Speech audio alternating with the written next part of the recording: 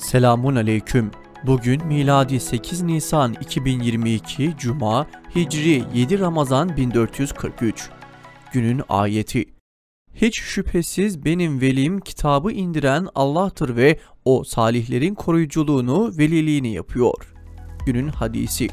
3 kişiyseniz ötekini bırakıp da ikiniz gizli konuşmasın. Ta ki insanlara karışıncaya kadar. Çünkü bu onu gücendirir. Tarihten haberdar olmak için tarihte bugün neler yaşandı hep birlikte bakalım. 1924 Şeriye mahkemelerini kaldıran Yeni Mahkemeler Teşkilatı Kanunu kabul edildi. Kadıların yerini hakimler aldı.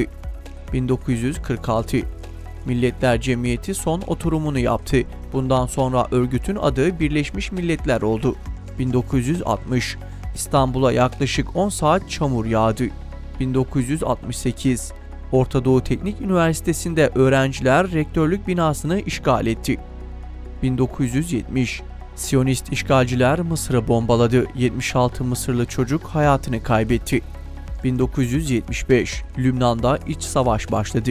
2005 İngiltere'de istihbarat birimleri Irak konusunda hata yaptıklarını resmen kabul etti. İngiltere Avam Kamerası İstihbarat ve Güvenlik Komisyonu'nun raporunda istihbarat birimleri yöneticileri Irak'ın kitle imha silahlarına sahip olduğu yönündeki raporların yanlış olduğunu itiraf etti. 2006 Avrupa Birliği Komisyonu Filistin yönetimine ayrılan yardım ödeneğinin dondurulduğunu açıkladı.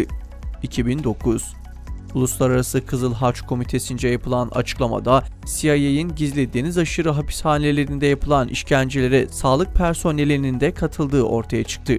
İşkencelere katılan tıbbi personelin kan oksijeni düzeyini ve işkence görenlerin vücut fonksiyonlarını izlediği ve işkencecilere tehlike yoksa devam edebilirsin ya da mağdur ölüm sınırına gelmişse işkenceyi durdur şeklinde tavsiyede bulundukları belirtildi.